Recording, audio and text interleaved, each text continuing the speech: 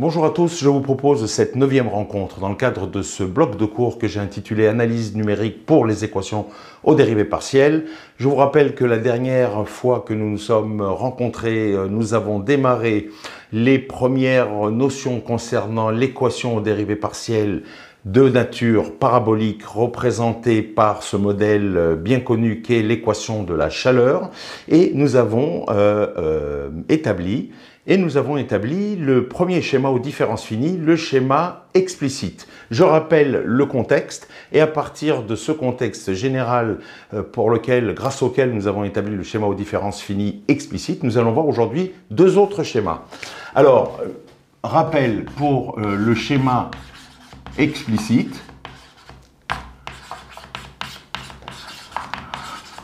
Le contexte est le suivant. Donc, nous avions considéré donc le plan XT,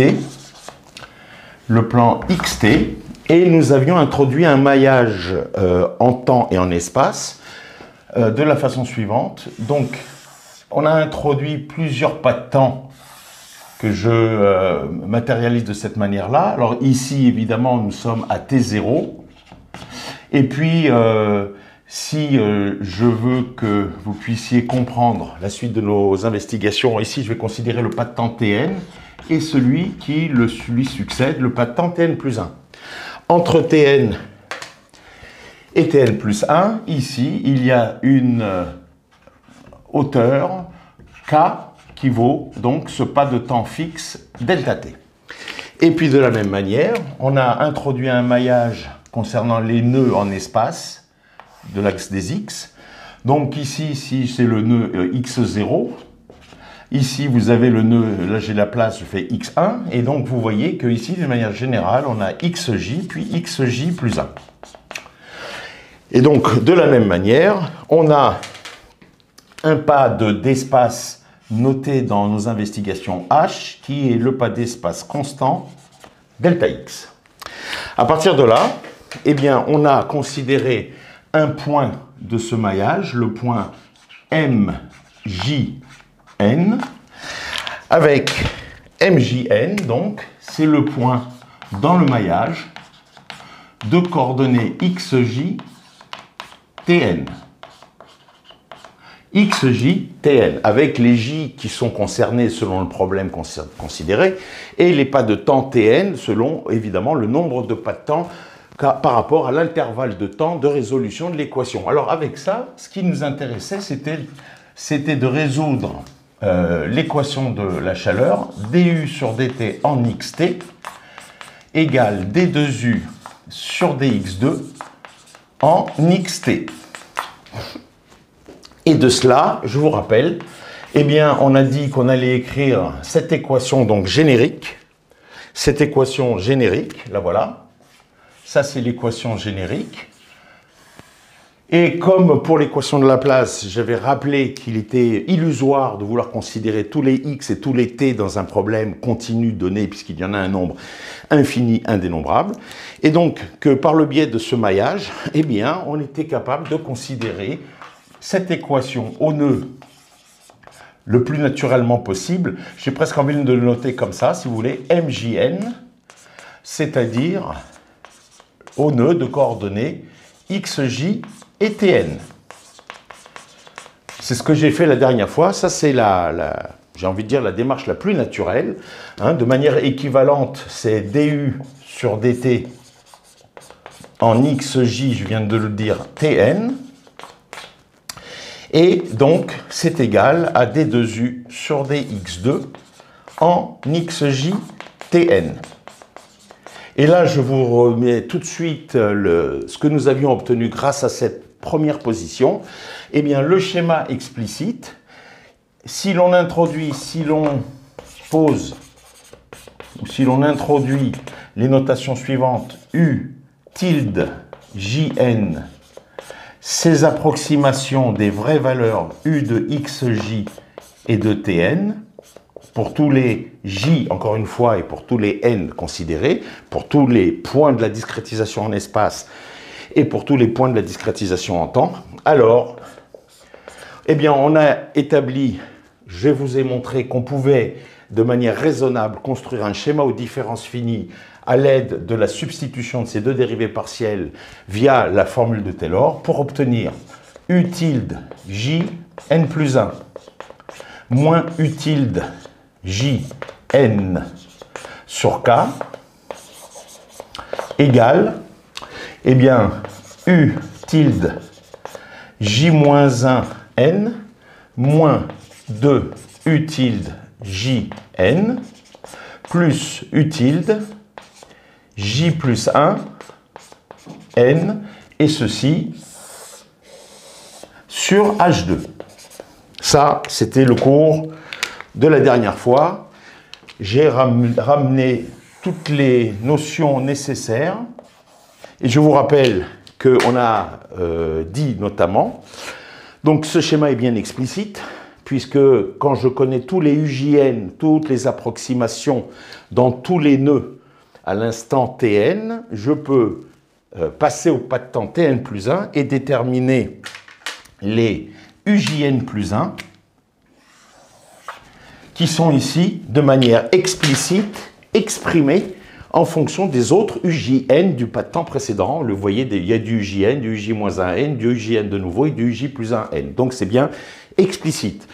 Deuxième propriété que j'avais évoquée avec vous, c'est que c'est un schéma d'ordre 1 si K est un grand taux de H, puisque ici on a négligé un grand taux de K, rappelez-vous, et ici un grand taux de H2.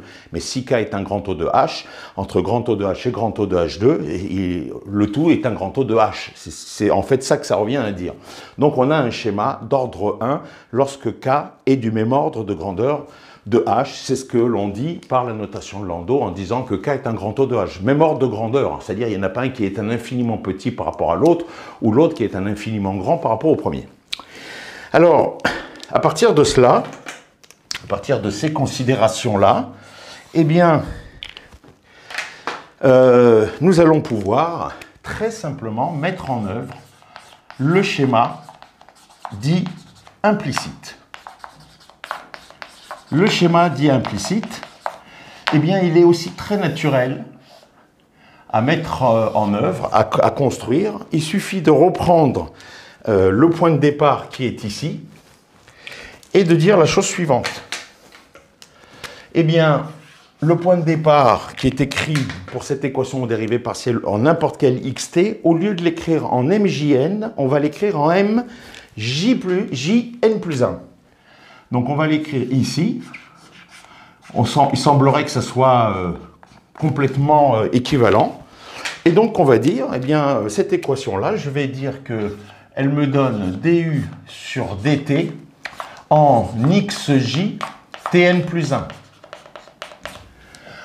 D'accord? Et ça, c'est ni plus ni moins d2u sur dx2 en xj Tn plus 1. Alors, du sur dt en xj Tn plus 1. Ben écoutez, robolote, on refait Taylor, mais là je vais aller un peu plus rapidement parce que c'est exactement le même genre de calcul que ce que l'on a fait ici, sauf qu'il faut faire attention, hein, la grande différence, elle est là. Évidemment, ça ne vous aurait pas échappé. Donc là, qu'est-ce qu'on va dire? On va dire que par Taylor, eh bien on a envie de dire que premier point, on a besoin de faire apparaître, je l'ai déjà dit, du sur dt en xj, cette fois-ci, en xj, décidément, on va y arriver, en xj tn plus 1. Donc si c'est en xj tn plus 1, c'est que ici on a u de xj tn plus 1. Qu'est-ce qu'on va faire pour faire apparaître cette dérivée partielle au point xj tn plus 1. Il faut faire varier t. On est en tn plus 1, donc on va écrire de manière, comment dirais-je, naturelle. Alors on pourrait faire avec u de xj tn plus 2, mais moi je veux rester avec des relations entre tn et tn plus 1 pour l'instant. Donc là je vais écrire u de xj et de tn. Et donc là c'est moins k, puisqu'on va d'un pas de temps à au pas de temps donc, qui précède en quelque sorte, hein, vous avez compris, enfin B-A ici, c'est ça c'est B et ça c'est A, donc B-A c'est TL moins Tn plus 1, c'est-à-dire moins K moins delta T. Et là, toujours plus grand O de K2. Ce qui veut dire que vous obtenez, et là c'est par un double changement de signe, ben, regardez bien ce que vous obtenez que du sur dt en xj et Tn plus 1, hein, je vais dire c'est égal, alors il faut faire passer cette quantité de l'autre côté et ramener celle-ci de ce côté, du côté droit, donc c'est u de xj Tn plus 1 moins u de xj Tn sur K, évidemment il va falloir diviser par K, sur K plus grand O de K. Et si vous regardez ce que vous obtenez ici, je répète, attention au point de temps, au pas de temps Tn plus 1, eh bien cette quantité-là, c'est ni plus ni moins celle qu'on avait obtenue pour le schéma aux différences finies précédent, c'est-à-dire explicite, et pourtant on n'était pas en Tn plus 1, mais on était en Tn. D'accord? Donc, au niveau de l'approximation, je vais toujours dire que ça, c'est à peu près à cette quantité, à peu près égal à cette quantité. Je néglige le grand O de K, comme vous le savez. Et je vais passer aux approximations et je vais avoir donc un U tilde Jn plus 1 moins un U tilde Jn sur K. Exactement la même chose qu'ici. Très bien. Donc, par le processus d'approximation, je ne réécris pas tout, c'est exactement la même chose. Hein, je vais donc remplacer cette égalité à gauche. À droite, je sais le faire, mais cette fois-ci, attention, je suis en Tn plus 1. Et donc, je vais simplifier par le grand O de H, par le grand O de H2, grand O de K. Et qu'est-ce que je vais avoir en termes de schéma? Ben, je vais avoir, donc sur le côté gauche de l'équation, j'ai un U tilde Jn plus 1 moins un U tilde Jn sur K. Ça, c'est cette quantité-là qui produit le membre de gauche. Et à droite, eh bien à droite, ça va être exactement cette histoire qui remplace la dérivée partielle seconde en x, mais au point xj, très bien. Par contre, à l'instant Tn plus 1. Donc c'est exactement cette écriture, mais il faut remplacer n par n plus 1. Très simple, on y va. Donc c'est U tilde J-1 n plus 1, moins 2 U tilde J n plus 1, plus U tilde J plus 1, n plus 1, sur H2.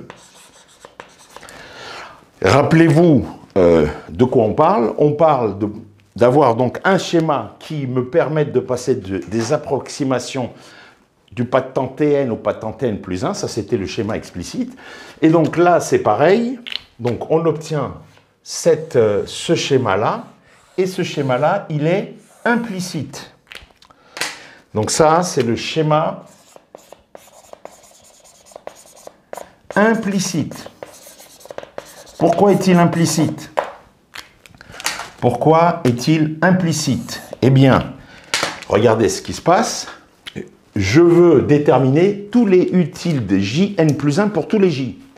Mais j'ai J ici, en n plus 1, j'ai un J-1 en n plus 1, j'ai un J en n plus 1 et j'ai un J plus 1 en n plus 1. Autrement dit, et ce qui est connu, c'est uniquement cela, puisque je me place au pas de temps Tn pour incrémenter et passer au temps Tn plus 1. Regardez ce que cela veut dire. Si, comme il est de coutume, on isole ce que l'on souhaite déterminer sur le membre de gauche de l'équation et on met tout ce qui est connu dans le membre de droite.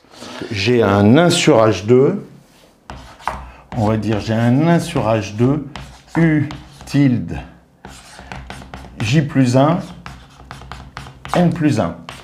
Et puis là j'ai un U tilde J N plus 1 dont on va voir qu'il est constitué de deux termes.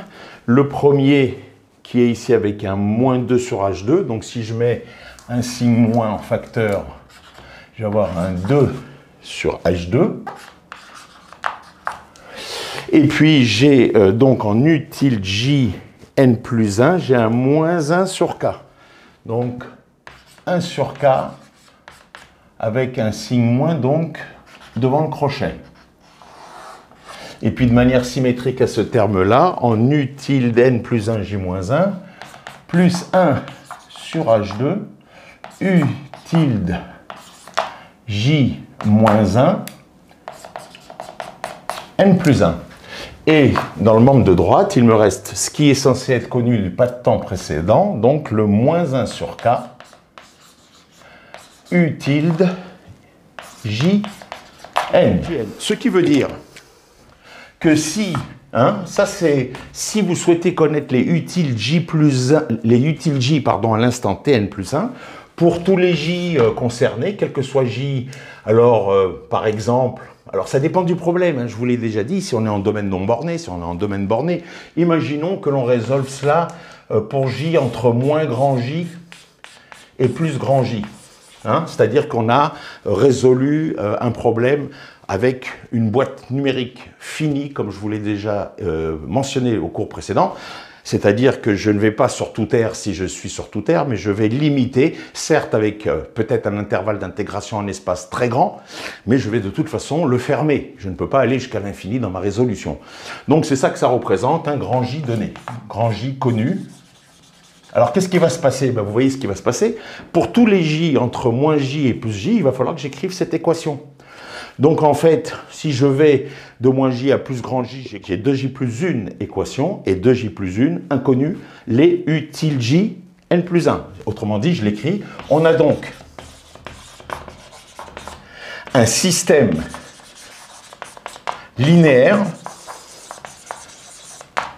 parce qu'en fait, on a que des combinaisons linéaires des inconnus. Les coefficients de la combinaison linéaire sont devant vous. Moins 1 sur H2, ce coefficient-là, puis celui-là. Très bien. Composé de 2 grand J plus une équation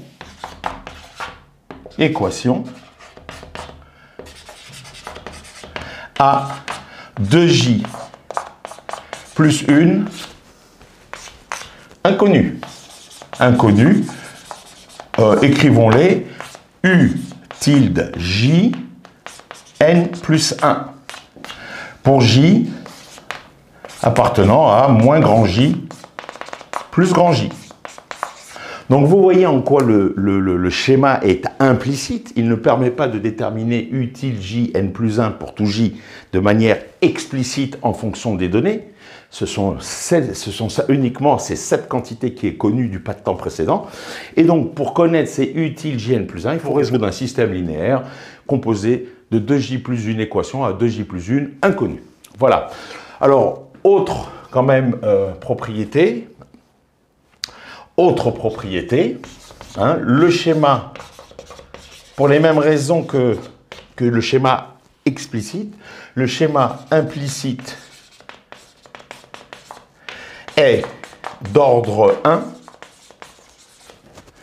si K est un grand taux de H. Même raisonnement que pour le schéma implicite, puisque pour le schéma explicite, on a ici simplifié par un grand taux de K, on a ici simplifié par un grand taux de H2 pour la dérivée partielle seconde. Si K est un grand taux de H, j'ai expliqué suffisamment avec les détails nécessaires pourquoi donc globalement le schéma était du premier ordre. Je le rajoute, de ce fait, il est du premier ordre, comme pour le schéma explicite, ayant simplifié par des infiniment petits, le schéma implicite comme explicite d'ailleurs est consistant.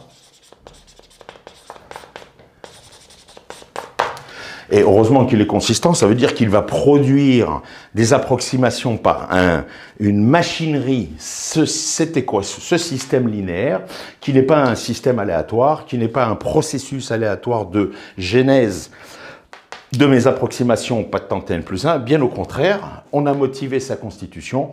Il n'est que le fruit d'une simplification d'infiniment petits, grand taux de H2 et grand taux de K.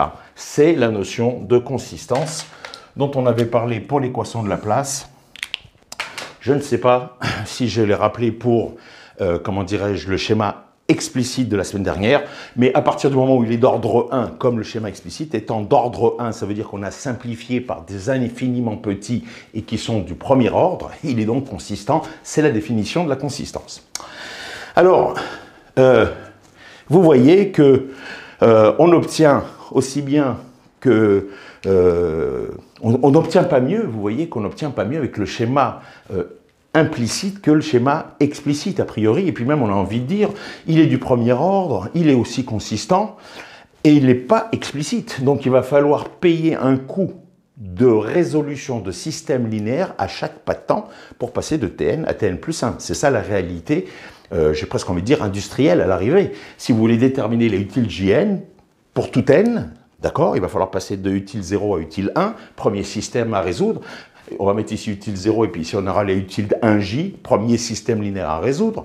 Et si j est important, si vous avez 1 million de points et vous avez un système d'1 million d'équations, 1 million d'inconnus, c'est déjà une belle bête, comme on dit.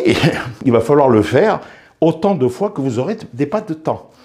Donc le coût ici à payer est véritablement rédhibitoire par rapport au schéma explicite que j'ai rappelé tout à l'heure et qui présente les mêmes performances a priori.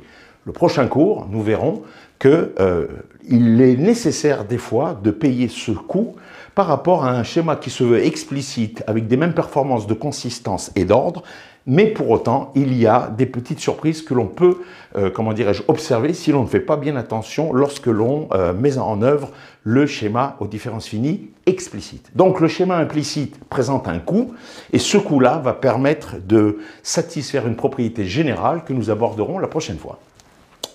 Alors on peut se dire aussi, on n'a que des schémas pour l'instant, on peut se dire aussi qu'on n'a que des schémas du premier ordre. Est-ce qu'il est possible de monter en puissance pour avoir quelque chose de plus précis? Alors, on a un grand taux de K du point de vue temps, on a un grand taux de H2 en espace.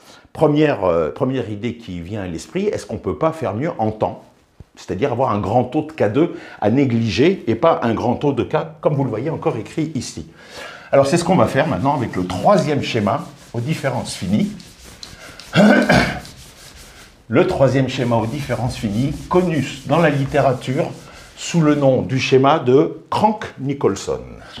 Alors, le principe est simple, on va augmenter la précision en temps, comme on vous le disait, donc il faut reprendre le développement de Taylor à l'ordre 2, qui a rapporté finalement une approximation d'ordre 1 par division par k, rappelez-vous, et donc il faut écrire quelque chose, on va dire, si je veux écrire u de x et de t plus k, hein, si vous voulez, t c'est tn, donc t plus k ça serait tn plus 1, et puis ici pour n'importe quel x, juste pour avoir quelque chose de simple, j'écris en x en t plus k, eh bien pour le schéma explicite comme implicite, on avait écrit que c'était u de xt plus k du sur dt en x et en t, puis on s'était arrêté là, plus un grand taux de K2, là il n'y a rien à faire, on est obligé d'aller un cran plus loin, plus K2 sur factoriel 2 d2u sur dt2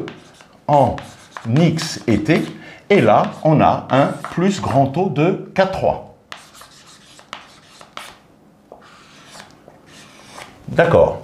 Donc là, on a un grand taux de K3, et donc on a l'air d'être dans la bonne direction, puisque si j'isole la dérivée partielle par rapport au temps, je vais diviser par K, et le grand taux de K3 va devenir un grand taux de K2. Excellente nouvelle, sauf qu'ici, il y en a une mauvaise.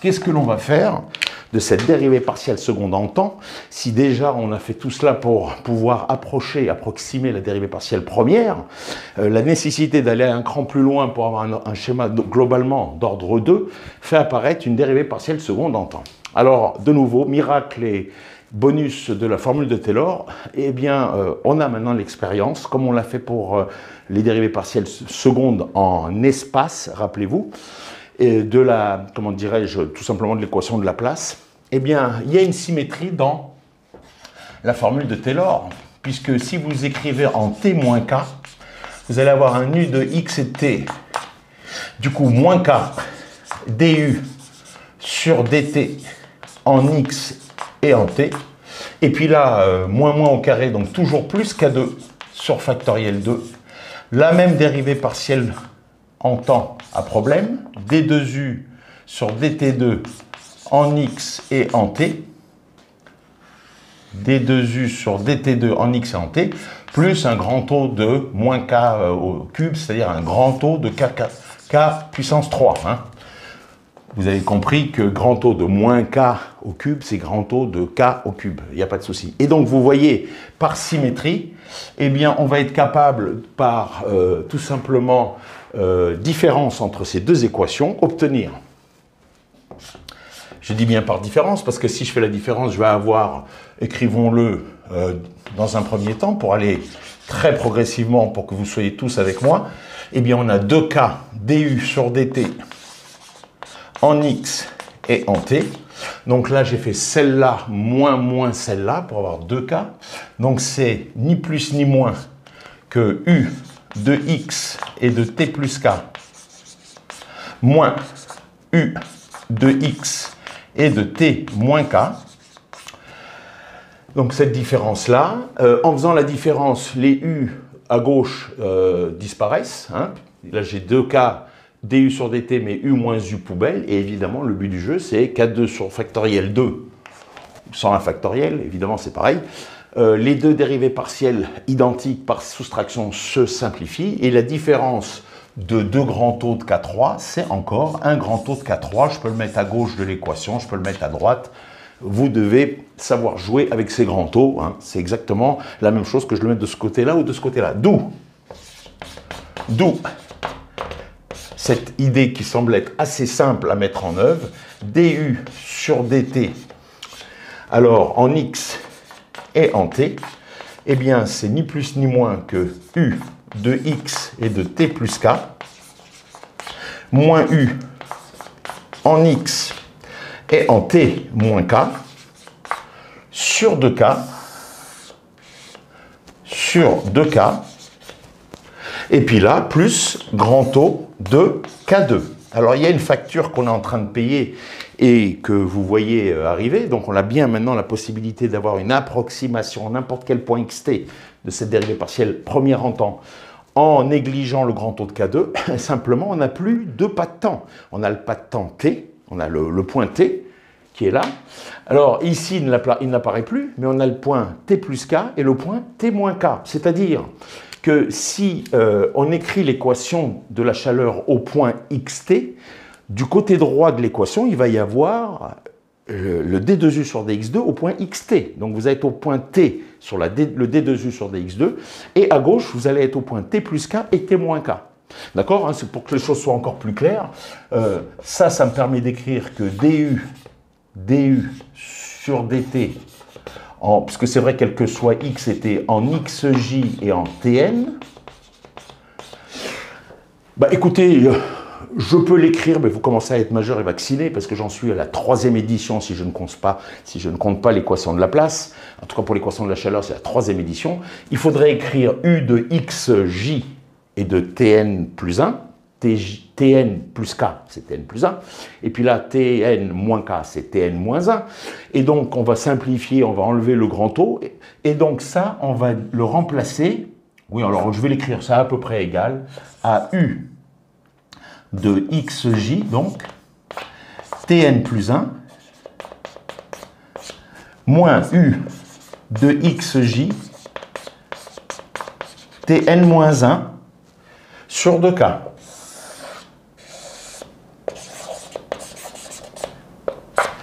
Et évidemment, on aura simplifié ça. Et donc ça va être remplacé par les approximations par u tilde jn plus 1 moins u tilde jn moins 1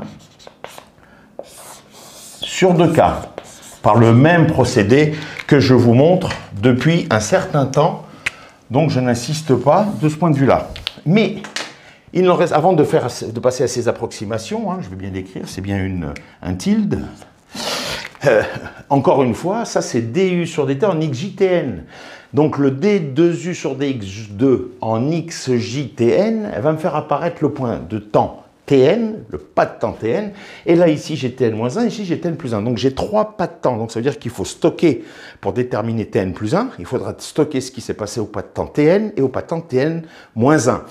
On peut le faire, clairement on peut le faire, mais si l'on veut garder un schéma d'approximation qui permette d'incrémenter de manière explicite ou implicite, on verra ce que l'on va obtenir, mais d'un pas de temps à un autre, il va falloir maintenant écrire d2u sur dx2 au point xt. Est-ce que je ne peux pas l'écrire comme une transformation qui me fasse apparaître d2u sur dx2 au point xt-k et d2u sur dx2 au point de xt plus k. Parce que si je fais cette transformation qu'on va découvrir maintenant, eh bien, ça me permettra d'écrire ces dérivées partielles-là en espace, je sais les approximer, c'est pour la énième fois ce que l'on connaît par rapport à l'opérateur de Laplace, donc ça, j'en reviens pas. Par contre, il faudra l'écrire en Tn-1 et en Tn plus 1. Et du coup, le membre de gauche ici, qui sera en Tn-1, Tn plus 1, fera apparaître globalement un schéma sur 2 pas de temps. Certes, pour l'instant, on les appellera Tn-1, Tn plus 1, puis on verra ce que l'on pourra faire au niveau de la cosmétique, mais il n'y aura plus 3 pas de temps, comme vous le voyez, parce que normalement, il faudrait écrire ça, d2u sur dx2 en xj, Tn. Donc, il y a bien pour l'instant 3 pas de temps. Alors, comment on fait ça?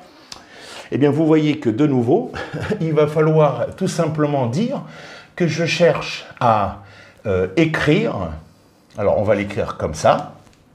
Ça ressemble bigrement à ce que l'on a fait là, mais je vais vous le faire maintenant avec plus la dérivée partielle en temps d'ordre 1, mais avec la dérivée partielle en espace d'ordre 2. Simplement, x est fixé, et je vais exprimer ce qui se passe au point t plus k et t moins k par rapport à ce qui se passe au point t. Alors ça nous rappelle quand même quelque chose. Je répète, on est en train de vouloir... Certes, la fonction, c'est plus u, c'est d2u sur dx2, c'est plus du sur dt, pardon, c'est d2u sur dx2, mais on s'en contrefiche. La mécanique de transformation, elle est la même, l'objectif, il est le même. Écrire une relation entre le point t, qui apparaît ici, le point t plus k et t moins k. Pour qui? Pour la fonction d2u sur dx2. Écrivons cette dérivée partielle au point x t plus k en fonction de la dérivée partielle de cette même fonction, donc au point xt. Donc là, il va y avoir un plus k d sur dt de cette fonction, qui est d2u sur dx2, au point xt. Et puis là, j'ai plus grand O de k2. Je m'arrête là.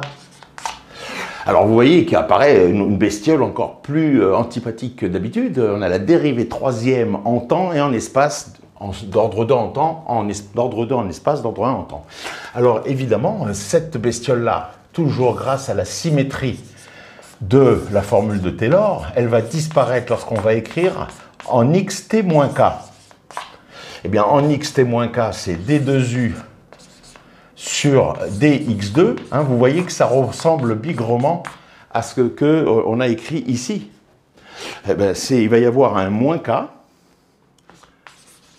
d sur dt de d2u sur dx2 en x et en t, plus un grand O de k2.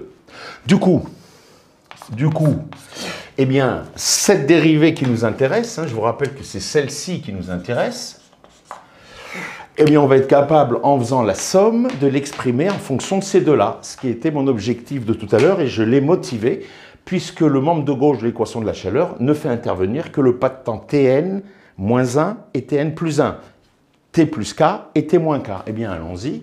On a donc d2u sur dx2 en x et en t. C'est ni plus ni moins, donc j'en ai deux en faisant la somme.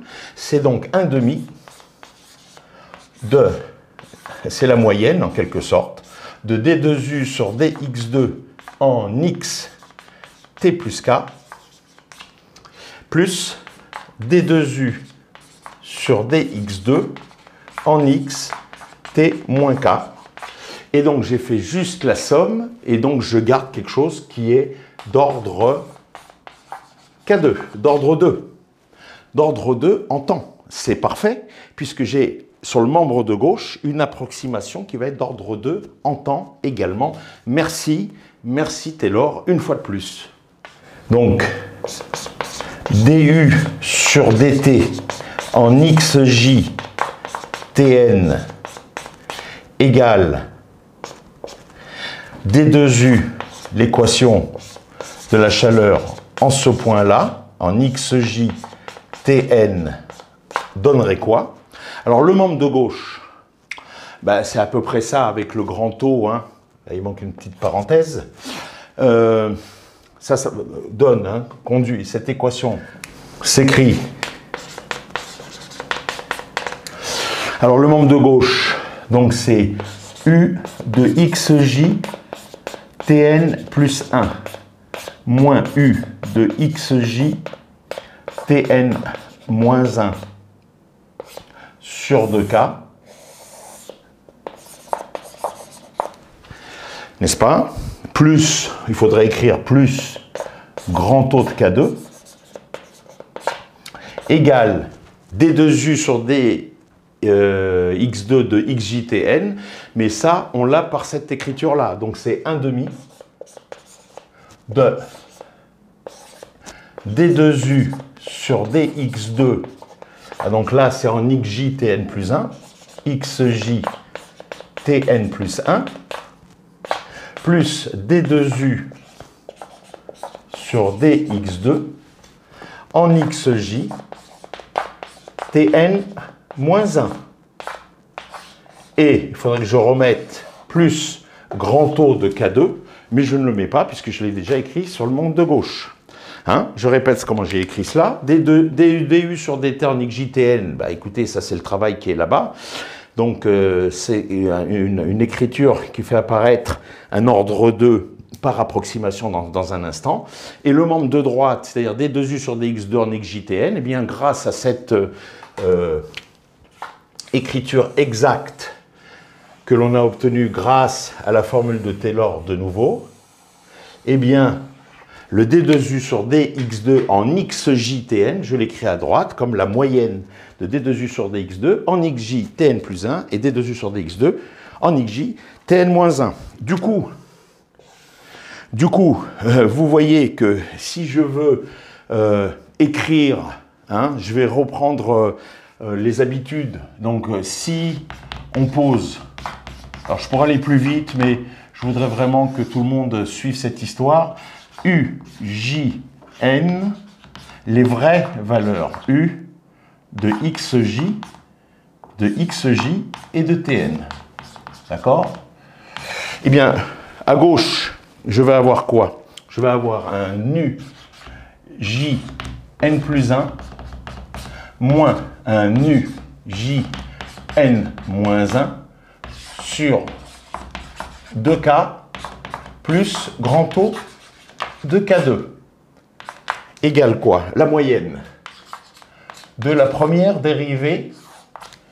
Alors la première dérivée, on l'a fait à peu près 2500 fois, donc je l'écris directement puisque je suis, attention, au nœud xj tn plus 1. Donc c'est un nu j moins 1 n plus 1 moins un 2 u j toujours n plus 1 plus un nu j plus 1, n plus 1, sur H2, plus grand O de H2, on va l'écrire tout de suite, plus la même chose, mais au point de temps, au pas de temps Tn-1, donc plus uj-1, n-1, il n'y a aucune difficulté, il y a juste de la patience d'écriture.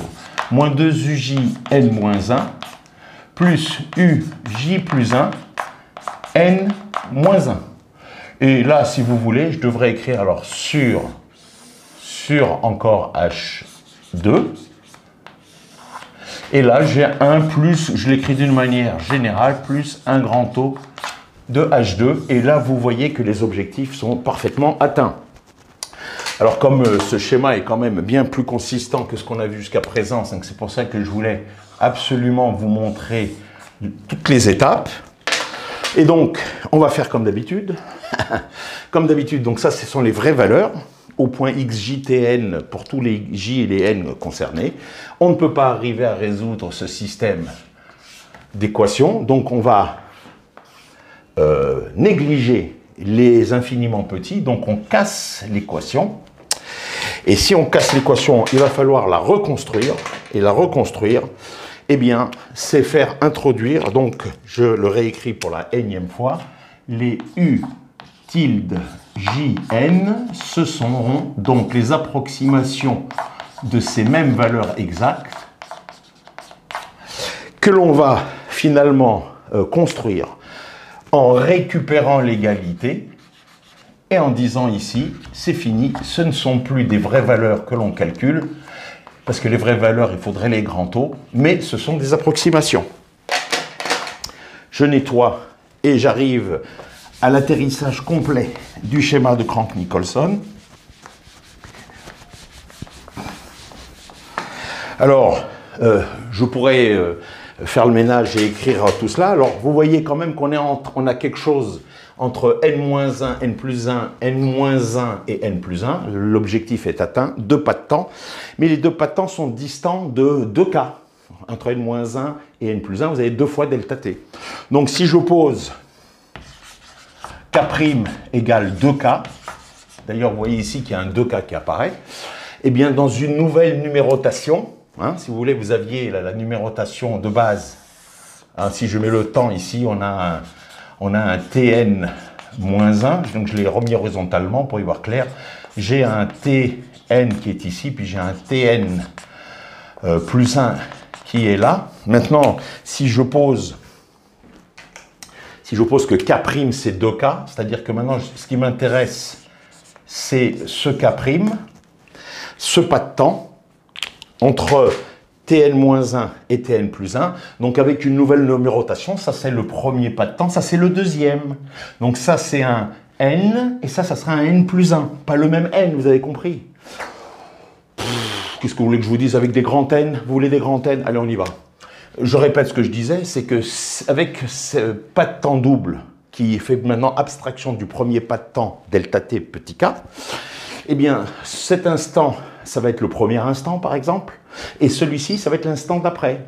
Donc dans une autre numérotation avec m, si vous voulez, là vous avez un tm, et là vous avez un tm plus 1, ou un t grand n et un t grand n plus 1. Oui, vous avez compris, je suis sûr. Et donc on obtient le schéma de Crank-Nicolson, tel qu'il apparaît dans la littérature.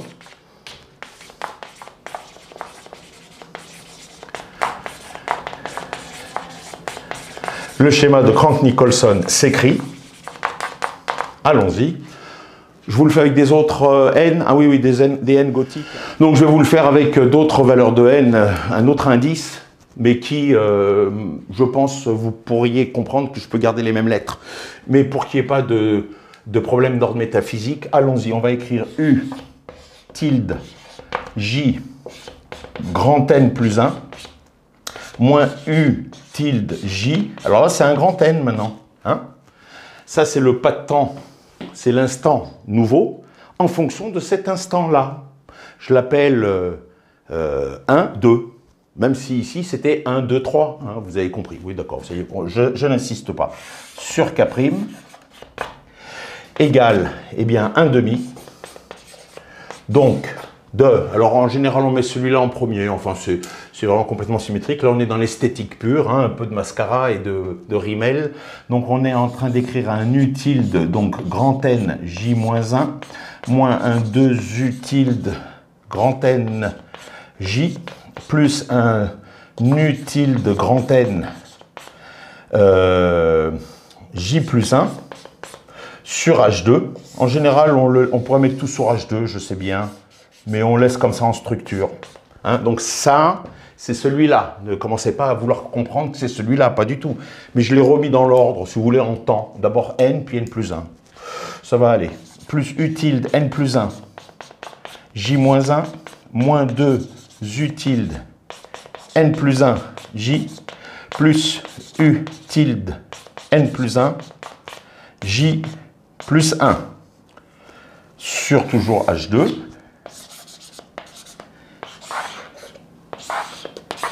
Voilà. Sur H2, le feutre, il n'en veut plus. Encore une fois, qu'il n'y ait pas d'embrouille, cette quantité-là, je l'ai écrite ici. Et cette quantité-là, je l'ai écrite donc là. D'accord? Voilà le schéma de Crank-Nicolson. Voilà le schéma de Crank-Nicolson. Et donc, vous pouvez dire tout de suite plusieurs choses. Deux choses, on va dire, pour terminer, mais vous pourriez le dire. Alors, on va l'écrire ici. C'est un schéma, vous l'avez dit, je vous ai entendu, c'est un schéma implicite. Bah écoutez, si vous avez compris le schéma implicite de tout à l'heure, vous voyez bien qu'ici, je voudrais exprimer n plus 1 en fonction de n. Oui, mais j'ai du n plus 1 en j, j'ai du n plus 1 en j moins 1, j'ai du n plus 1 en j plus 1. Donc je ne peux pas avoir utile d'n plus 1 j égale en fonction du passé. Le passé, c'est utile jn et toute cette quantité-là qui n'a pas de temps précédent. Donc il est implicite. Il est du second ordre, on a tout fait pour, du second ordre. Et il est évidemment consistant